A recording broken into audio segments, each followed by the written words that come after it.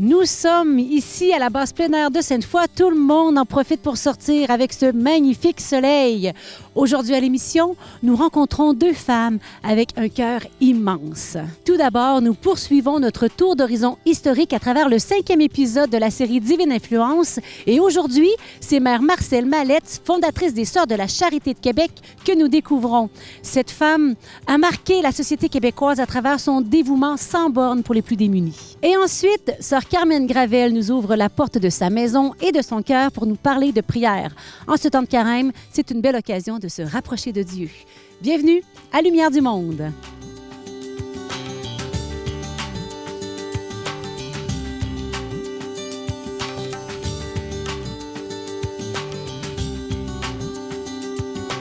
Nous sommes présentement sur l'avenue Honoré-Mercier, une des artères les plus achalandées du Vieux-Québec. On y découvre un monument commémoratif en mémoire des œuvres réalisées par les Sœurs de la Charité de Québec. Le personnage principal de cette sculpture, Mère Marcelle Mallette. Elle est la fondatrice de cette communauté de femmes qui œuvrent sur tous les fronts pour soulager la misère humaine, et ce, un peu partout au Québec.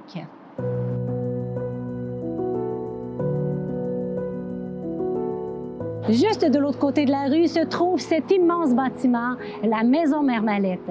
Par sa vision, son dévouement et son charisme, Marcelle Mallette ne se doutait pas qu'elle mettrait de l'avant une institution qui réaliserait une telle offre de services sociaux indispensables au relèvement social de tant de personnes en difficulté. Soins des malades, visite des pauvres à domicile, accueil des orphelins, éducation des enfants pauvres, accueil des vieillards et j'en passe. L'œuvre grandiose de Marcelle Mallette et des Sœurs de la Charité nous rejoint encore.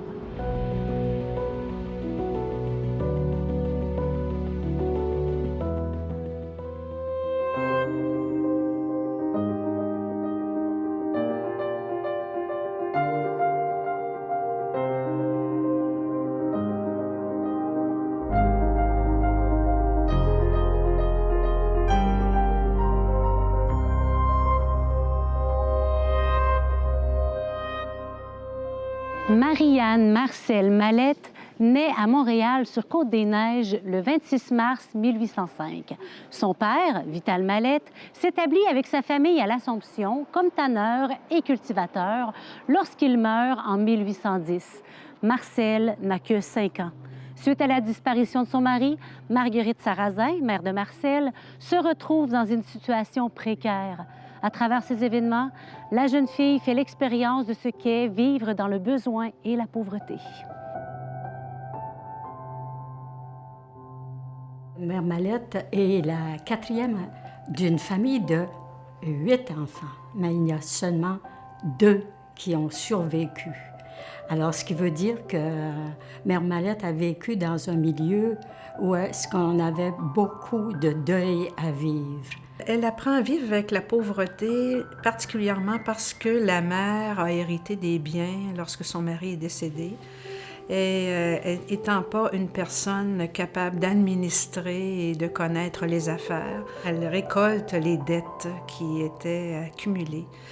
Et elle se doit de vendre la maison ainsi que les bâtiments autour pour pouvoir survivre et puis s'en aller vivre à l'extérieur de sa petite ville.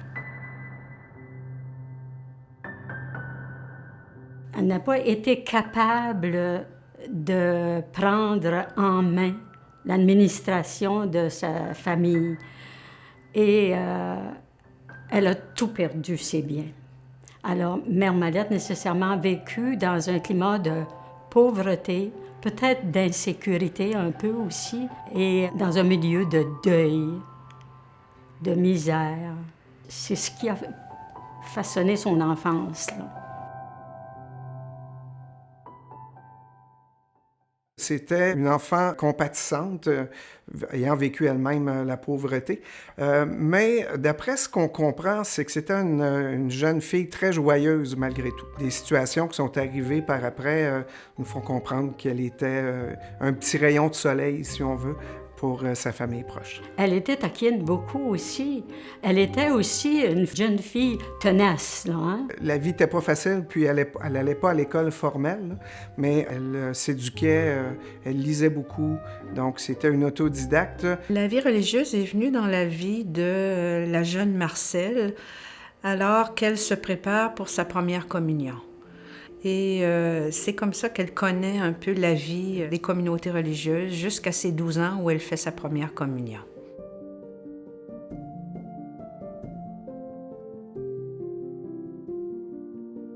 Vers 16 ans, bien, son oncle, bien, il voulait la marier et lui présenter des prétendants qui soient selon sa classe.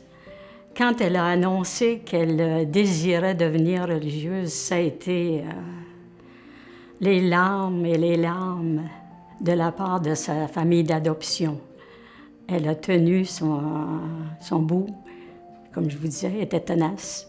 Et elle est entrée chez les Sœurs Grises de Montréal.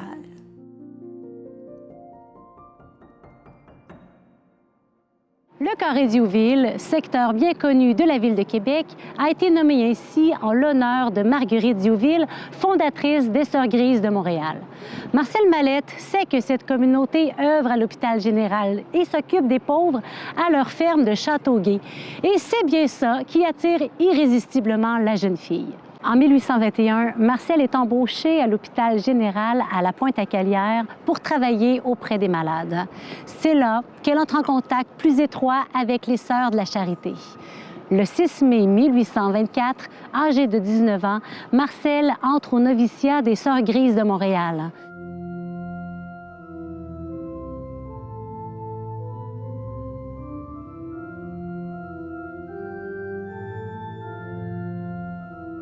Elle n'a que 17 ans et elle s'offre pour être une postulante de service auprès des malades. Alors, elle est placée auprès des malades, des pauvres. Ce sont des grands pauvres qui sont dans les hôpitaux. Et c'est là qu'elle a sa première formation avant d'entrer à son noviciat aux Sœurs de la Charité. On a vite découvert un talent chez elle, une débrouillardise, une force de caractère hors du commun. Mais déjà, très tôt, lorsqu'il y a eu des détachements de l'hôpital de Montréal pour aller, entre autres, à Saint-Hyacinthe, et ça nous prenait des gens pour remplacer celles qui partaient. Et contre toute attente, Mère Mallette a été nommée administratrice, ce qui lui a permis de développer son talent pour l'organisation et tout ce qu'elle a été par la suite. Et ça n'a pas pris tant, quelques années, elle est devenue assistante à la supérieure.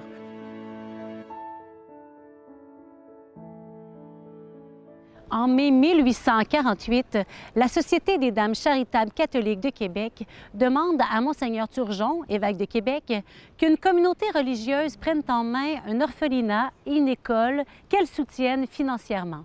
Monseigneur Turgeon se tourne alors vers les Sœurs Grises de Montréal. 5 religieuses et une novice sont choisies pour mettre sur pied cette nouvelle fondation. Sœur Marcel Mallette est alors élue supérieure du groupe. C'est le 22 août 1849 que la communauté s'installe à Québec. Un défi important les y attend. Le choléra fait rage et il y a près de 1000 personnes dans la ville de Québec qui sont décédées. Parmi les orphelines, il y en a 2 déjà qui sont décédées et le choléra est entré dans la maison. Là. Et quand Mère Mallette arrive, Monseigneur veut faire désinfecter la maison avant l'entrée des sœurs. Et ça a surpris Mère Mallette qui s'est dit les Sœurs de la Charité, on est habitués à plus que ça et c'est pas vrai qu'on va aller se promener dans le Québec, faire du tourisme pendant qu'on a des petites qui sont malades. On entre ce soir même et elle a eu tête sur l'évêque. Dès leur premier jour après leur arrivée, elles ont commencé à faire la visite aux malades dans les maisons. Puis elles allaient faire des veillées auprès des malades et aussi parfois elles devaient rester pour passer la nuit avec ces malades-là. Elles ont eu aussi à être responsables d'ouvrir une école pour des jeunes filles pauvres. Et il y avait 250 jeunes filles qui se sont présentées dans les premières semaines. Le nombre d'élèves, d'orphelins hébergés et de veuves démunies ne cesse d'augmenter. Devant l'ampleur des besoins qui pointent à l'horizon, Monseigneur Turgeon et Mère Marcelle Mallette envisagent l'édification d'un hospice qui sera à l'époque un des plus gros bâtiments de la ville. C'est cet édifice qui est aujourd'hui nommé la Maison Mère Mallette. Et cette majestueuse chapelle est au cœur de ce complexe grandiose.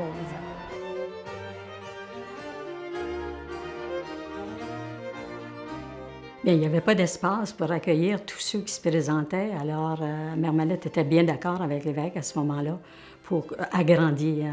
Mais elle n'avait pas les sous.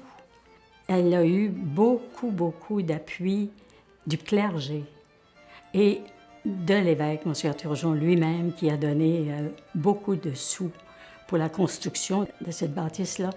Il y avait aussi des communautés religieuses qui l'appuyaient et ils sont même allés quêter.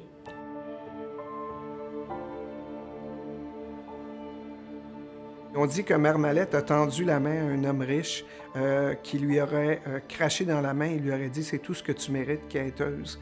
Et avec son grand sens de la répartie, elle aurait fermé la main et aurait dit « Ça, c'est pour moi. Maintenant, est-ce que vous auriez quelque chose pour les pauvres? » Et on dit que cet homme-là est devenu par la suite un grand donateur.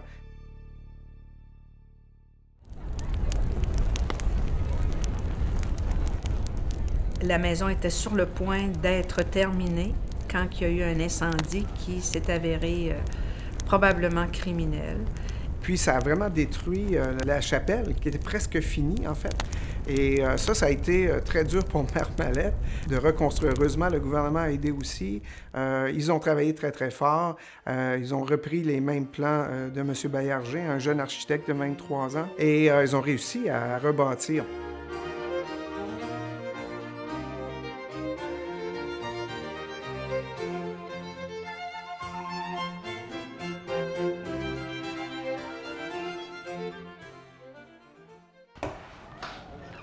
Je me tiens présentement devant une porte que Mère Mallette a elle-même à de multiples reprises empruntée. Cet immense complexe est le refuge de nombreux orphelins, vieillards, malades et personnes appauvries.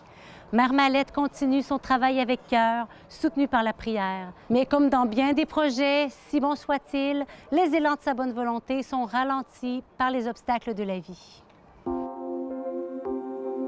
La Maison Mère de Montréal a fait une assemblée générale et elle a invité les sœurs de toutes les maisons qui avaient été fondées à partir de la Maison de Montréal. On a voulu revenir à une seule communauté. Ça n'a pas fonctionné. Il y a des religieuses qui étaient pour, il y a des religieuses qui étaient contre. On a écrit une nouvelle règle. Ça a tergiversé. Il y a le père Brown qui s'en est mêlé. Les religieuses, certaines étaient pour, certaines étaient contre. Et ça a vraiment fait beaucoup de peine à Mère Mallette à l'époque. Quand les fondations ont eu lieu, les évêques voulaient des maisons indépendantes pour justement pouvoir répondre aux besoins de leur milieu, là, hein? Alors ça a créé beaucoup de tensions. Monseigneur Baillargeon, qui aimait beaucoup Mère Mallette, a essayé de protéger un peu la vie de Mère Mallette, mais devant les tensions à l'interne qu'il y avait, il est obligé de céder. Et Mère Mallette a dû accepter le verdict d'être retirée comme supérieure de sa communauté après tant d'années où elle avait donné de son temps et de sa vie.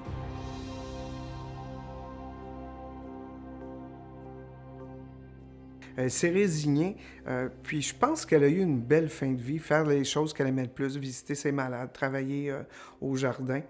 Bien sûr, ça s'est gâté à la fin de sa vie, hein, lorsqu'elle est tombée malade. C'est un cancer qu'elle a eu, très dur, mais pourtant elle est restée sereine là-dedans jusqu'au bout de sa vie. Et elle a gardé son sens de l'humour aussi. Lorsqu'elle est décédée, elle a demandé de passer la journée de Pâques au ciel, ce qui lui a été donné par Dieu, parce qu'elle est décédée là, dans la nuit de Pâques en 1871. C'est dans sa chambre, ici même à droite du chœur de la chapelle conventuelle des Sœurs de la Charité, que Mère Mallette rend son dernier souffle. En plein 19e siècle, cette femme accomplit une tâche colossale. C'est une femme dévouée à la charité, une femme de grand cœur. C'était une femme de tête, première affaire. C'était une femme d'affaires, mais tout ça avec une douceur incroyable.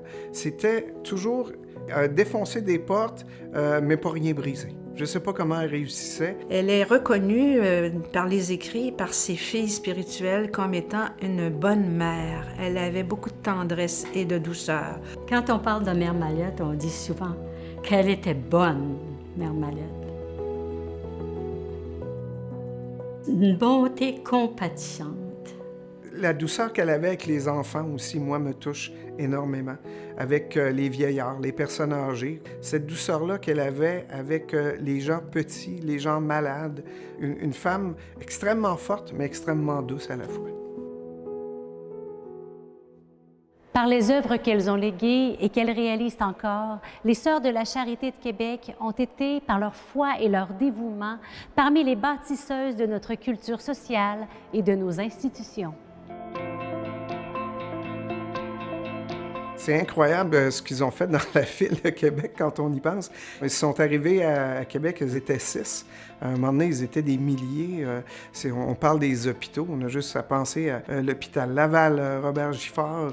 Et tout ce qu'elles ont bâti, l'héritage, les écoles pour les personnes âgées, encore là, les écoles secondaires, ça n'arrête pas. On a continué les œuvres que Mère Mallette avait mises en place, là, et on les a élargies aux besoins du temps, hein? Encore aujourd'hui, on voit les traces de Mère Mallette à Québec, puis on n'est pas près de les perdre, ces traces-là. Elles sont très faciles à suivre.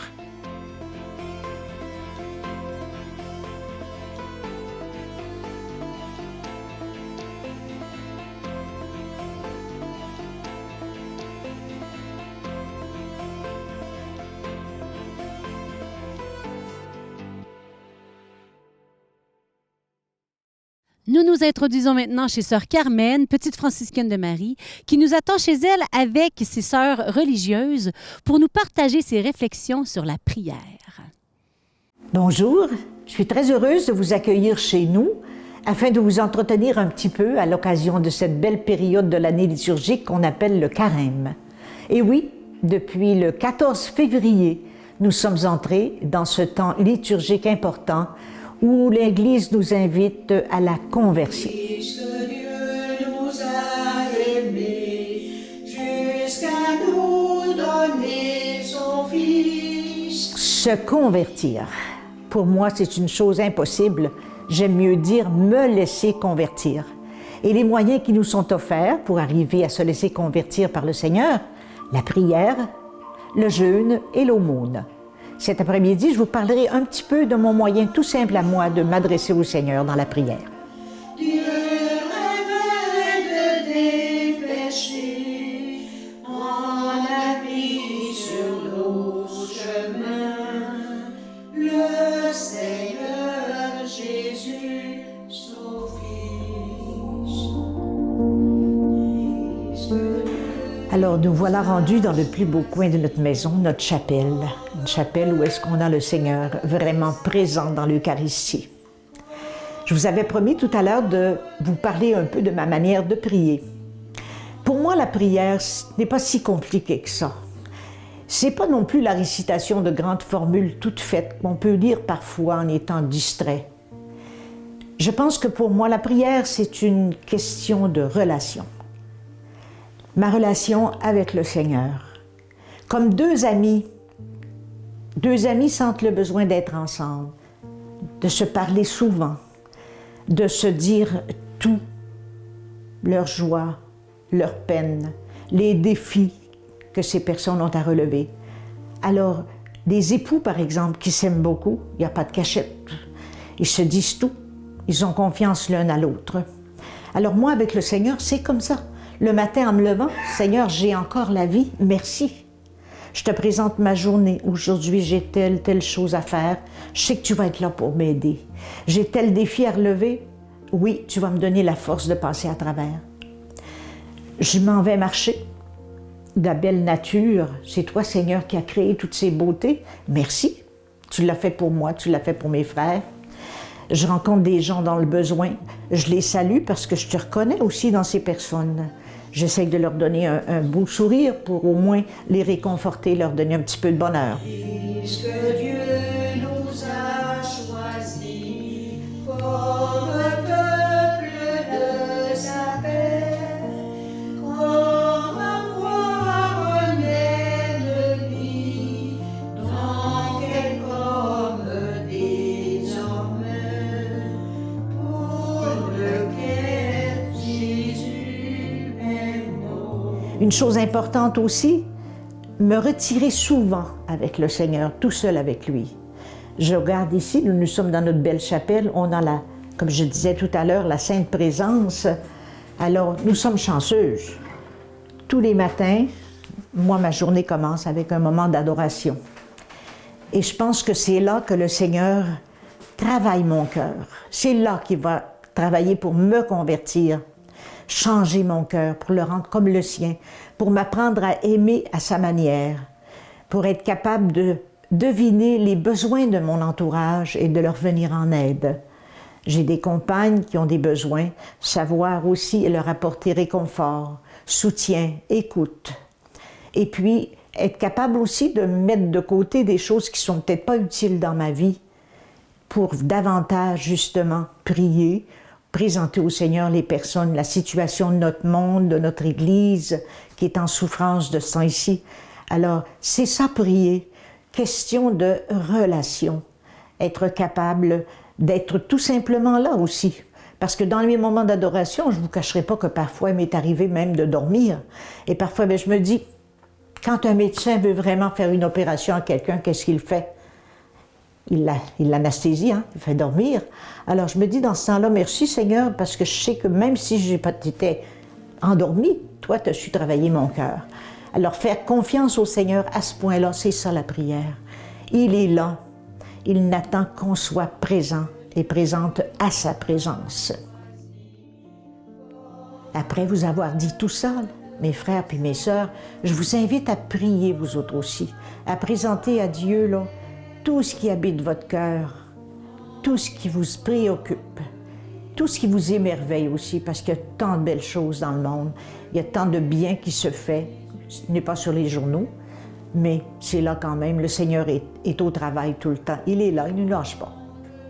Alors, belle montée vers Pâques. Ceux qui chantent le Seigneur, qu'il ne soit en même temps les complices du malheur ou le frère sont. Merci, Sœur Carmen, de nous rappeler que la prière, c'est tout simplement une relation avec Dieu. Et vous savez, on n'a pas tous la chance d'avoir une chapelle à la maison, comme Sœur Carmen. Eh bien, la prière, c'est partout, partout. Et même que Jésus, dans l'Évangile, dit, « Quand tu pries, retire-toi dans le secret de ta chambre. » Eh bien, bonne prière. Et parlant de prière, une belle manière de prier, c'est de contempler des icônes. Dans notre prochaine capsule, Trésor d'iconographie, Madame Mireille Etier nous fait plonger dans le mystère du lavement des pieds. Le lavement des pieds. On pourrait dire l'exaltation du service, de l'humilité, de l'intendant fidèle, celui à qui le Seigneur va pouvoir confier sa maison. C'est un moment important. On ne fait pas que laver des pieds ici. Il y a tout un sens de ce que sera notre Église dans cette icône. Si on regarde, on n'est pas dans la gloire, on s'en va vers la passion. Donc le ciel, il est sombre. Le vélum, ce linge rouge qui unit habituellement deux maisons, et ça veut signifier l'Ancien et le Nouveau Testament. Souvent, la courbe est plus douce. Ici, vraiment, elle descend et elle remonte. Et elle veut montrer, elle veut mettre l'accent sur ce qui est en train de se passer de si important aujourd'hui. Ce geste dans l'Ancien Testament, on le faisait couramment parce qu'on avait parcouru à pied les chemins. Donc, c'était un geste comme nous, on va se laver les mains quand on rentre dans une maison. Ben, il y a ce geste du lavement des pieds, mais qui a un sens ici où Pierre est le premier à se faire laver les pieds. La main au front, il ne comprend pas. Lui, mon maître, qui me lave les pieds, il y a quelque chose qui ne va pas. La situation est inversée et il ne comprend pas. Il se laisse faire. Et Jésus lui dit, si tu ne me laisses pas faire, tu n'auras pas part avec moi. Si tu ne comprends pas qu'une tâche de gouvernance, qu'une tâche d'intendance, c'est un service, tu ne peux pas avoir part avec moi. Comme c'est difficile à comprendre.